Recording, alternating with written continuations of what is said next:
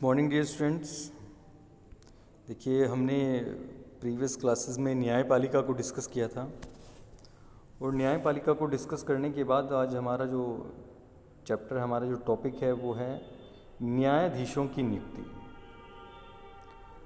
देखिए, न्यायाधीशों की नियुक्ति किस प्रकार से की जाती है और कौन एक न्यायाधीश को नियुक्त करता है, उसके लिए एलिजिबिलिटी यानी कि योग्यता क्या है एक न्यायाधीश होने के लिए। तो हम इन सभी चीज़ों को आज इस टॉपिक में समझेंगे। आई होप आपने प्रीवियस क्लासेस को भी समझा होगा, देखा होगा, अपनी बुक्स में पढ़ा होगा। तो जब हम देखिए, न्यायाधीशों की नियुक्ति की कभी भी राजनीतिक रूप से निर्विवाद नहीं रही है। देखिए, जो पॉलिटिकल सिस्टम है हमारा, तो जो पॉलिटिकल जो राजनीतिक भूमिका है, राजनीतिक रूप है, उससे निर्विवाद नहीं है, यानी कि उस पर कोई विवाद नहीं हुए हैं। तो यह राजनीतिक प्रक्रिया का एक हिस्सा है और यह बात अपने आप में महत्वपूर्ण हो जाती है कि उच्च न्यायालय और सर्वोच्च न्यायालय में न्यायाधीश कौन है। देखिए, क्या बात महत्वपूर्ण है, एक तो हमारे हाई कोर्ट हैं और एक हमारा सुप्रीम कोर्ट, कि वहाँ पर जस्टिस, वहाँ पर न्यायाधीश कौन है। इससे संविधान की व्याख्या पर फर्क पड़ सकता है।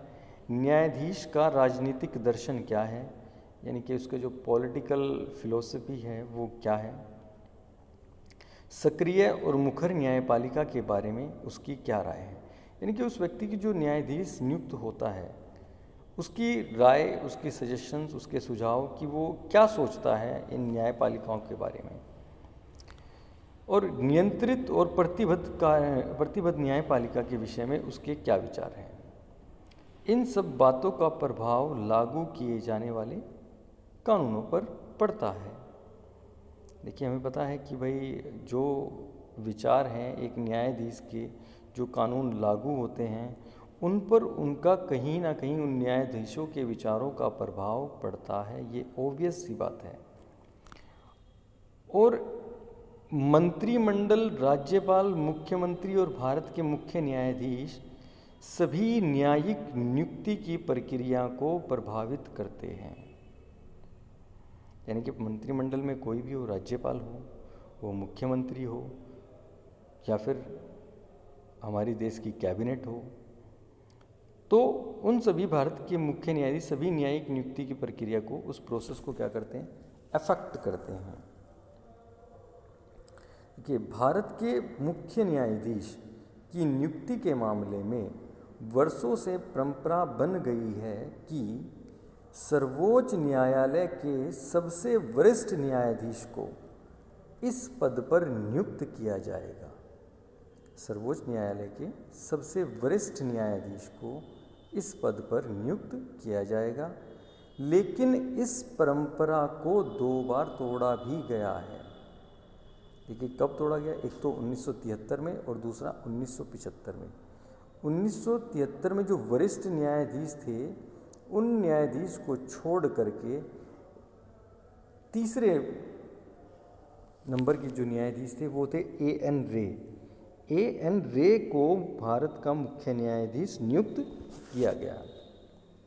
फिर एक ऐसा ही प्रकरण हमने 1975 में न्यायमूर्ति H.R. खन्ना को पीछे छोड़ते हुए न्यायमूर्ति M.H. बेग की नियुक्ति की गई। तो यहाँ पर ये 2 एक्सेप्शंस हैं, जब सर्वोच्च न्यायालय के मुख्य न्यायाधीश को छोड़कर, यानी कि सर्वोच्च न्यायाधीश को छोड़कर के किसी अदर को, तो ये 2 एक्सेप्शन कब हुए, 1973 और 75 में। कि अब सर्वोच्च न्यायालय और उच्च न्यायालय के अन्य न्यायाधीशों की नियुक्ति राष्ट्रपति भारत के मुख्य न्यायाधीश की सलाह से करता है। इसका अर्थ यह हुआ कि नियुक्तियों के संबंध में वास्तविक शक्ति मंत्रिपरिषद के पास है। फिर मुख्य न्यायाधीश से सलाह का क्या महत्व है।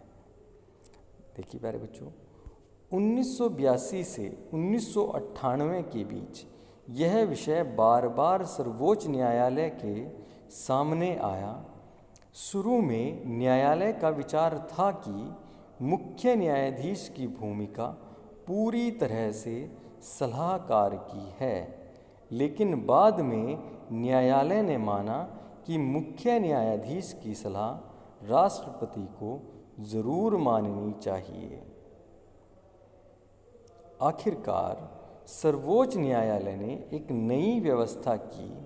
इसके अनुसार सर्वोच्च न्यायालय का मुख्य न्यायाधीश अन्य 4 वरिष्ठतम न्यायाधीशों की सलाह से कुछ नाम प्रस्तावित करेगा और इसी में से राष्ट्रपति नियुक्तियां करेगा।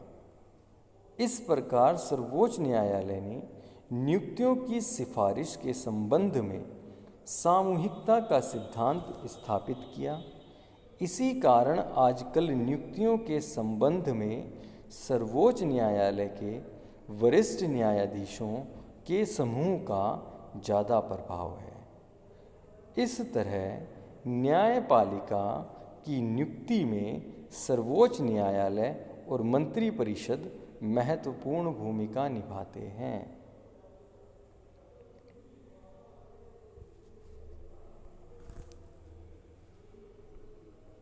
देखिए बच्चों, न्यायाधीशों को पद से हटाना कि किस प्रकार से एक न्यायाधीश को उसके पद से हटाया जा सकता है। सर्वोच्च न्यायालय और उच्च न्यायालय के न्यायाधीशों को उनके पद से हटाना काफ़ी कठिन है। कदाचार साबित होने अथवा अयोग्यता की दशा में ही उन्हें पद से हटाया जा सकता है। न्यायाधीश के विरुद्ध आरोपों पर संसद के एक विशेष बहुमत की स्वीकृति ज़रूरी होती है। क्या आपको याद है कि यह विशेष बहुमत क्या है? देखिए बच्चों,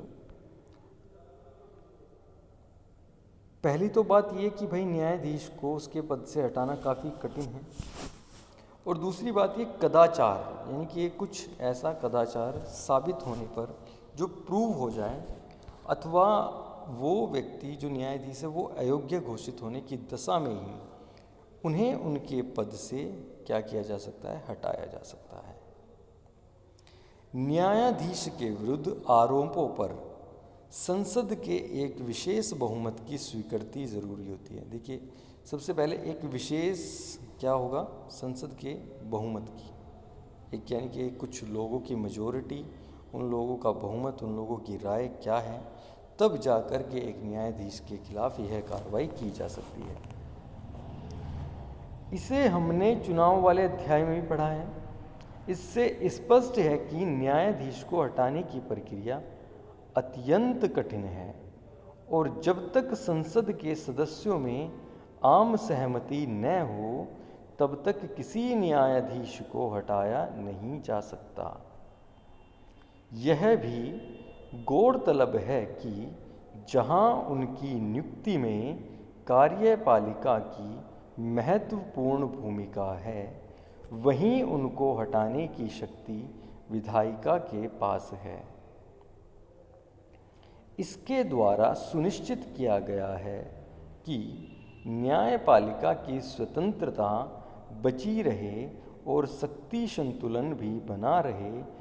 अब तक संसद के पास किसी न्यायाधीश को हटाने का केवल एक प्रस्ताव विचार के लिए आया है, यानी कि आज तक इतिहास में संसद के पास सिर्फ एक न्यायाधीश को, एक सर्वोच्च न्यायालय के न्यायाधीश को हटाने का क्या है? प्रपोजल आया है।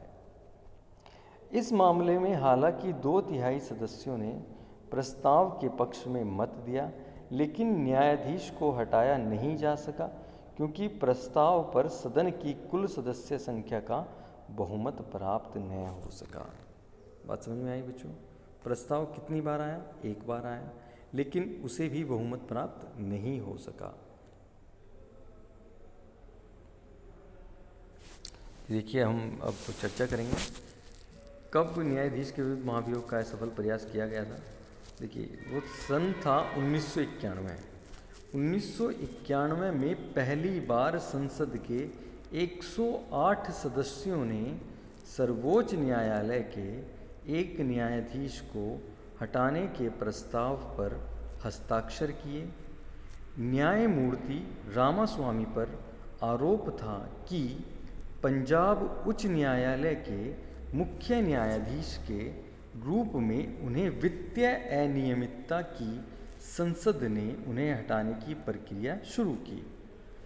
इसके एक वर्ष बाद 1992 में सर्वोच्च न्यायालय के न्यायाधीशों की एक उच्च स्तरीय जांच समिति ने न्यायमूर्ति वी रामास्वामी को पंजाब और हरियाणा के मुख्य न्यायाधीश रहते सार्वजनिक धन का निजी उद्देश्यों के लिए इस्तेमाल करने और संवैधानिक नियमों की धज्जी उड़ाने के कारण नैतिक पतन तथा पद का जानबूझकर गंभीर दुरुपयोग करने का दोषी पाया।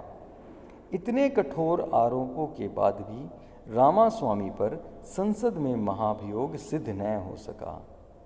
महाभियोग के प्रस्ताव के पक्ष में सदन में मौजूद और मतदान करने वाले सदस्यों के जरूरी 2/3 मत तो पड़े, लेकिन कांग्रेस पार्टी ने सदन में मतदान में भाग नहीं लिया और इस प्रस्ताव को सदन की कुल सदस्य संख्या के आधे समर्थन नहीं मिल पाया। तो बात समझ में आई बच्चों? तो यहाँ पर सिर्फ ये एक ही बार ऐसा प्रस्ताव आया जिसमें न्यायाधीश रामास्वामी पर क्या किया गया, उन पर 108 सदस्यों ने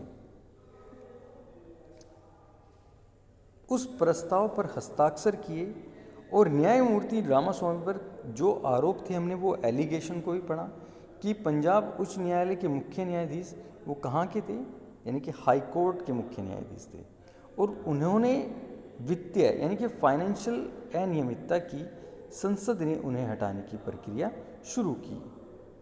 और इसके एक वर्ष बाद 1992 में सर्वोच्च न्यायालय के न्यायाधीशों की एक उच्च स्तरीय जांच समिति ने न्यायमूर्ति वी रामास्वामी को पंजाब और हरियाणा के मुख्य न्यायाधीश के सार्वजनिक धन का निजी उद्देश्य के लिए इस्तेमाल संवैधानिक नियमों की धज्जी उड़ाने के कारण नैतिक पतन तथा उन्होंने अपने यानी कि जो उनके पास डेजिग्नेशन थी उसका जानबूझकर क्या किया, दुरुपयोग किया और उन्हें दोषी भी पाया गया। और इतने गंभीर आरोप लगे, इतने कठोर आरोप लगने के बावजूद भी उनको हटाया नहीं जा सका। बात समझ में आई बच्चों? अब देखिए हम न्यायपालिका की संरचना के बारे में पढ़ेंगे। संरचना यानी कि वो स्ट्रक्चर।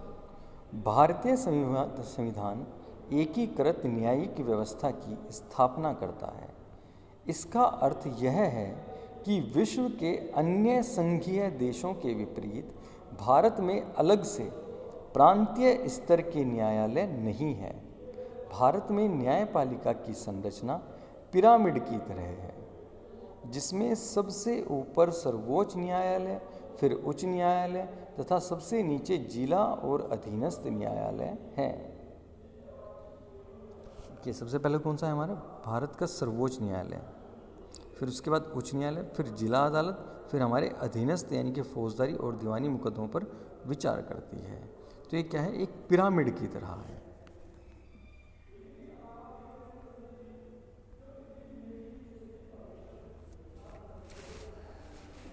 अब पढ़ेंगे बच्चों सर्वोच्च न्यायालय का अक्षेत्राधिकार, यानी कि कितने अक्षेत्र पर अधिकार है सर्वोच्च न्यायालय का। भारत का सर्वोच्च न्यायालय विश्व के सर्वाधिक शक्तिशाली न्यायालयों में से एक है, लेकिन वह संविधान द्वारा तय की गई सीमा के अंदर ही काम करता है। सर्वोच्च न्यायालय के कार्य और उत्तरदायित्व संविधान में दर्ज है।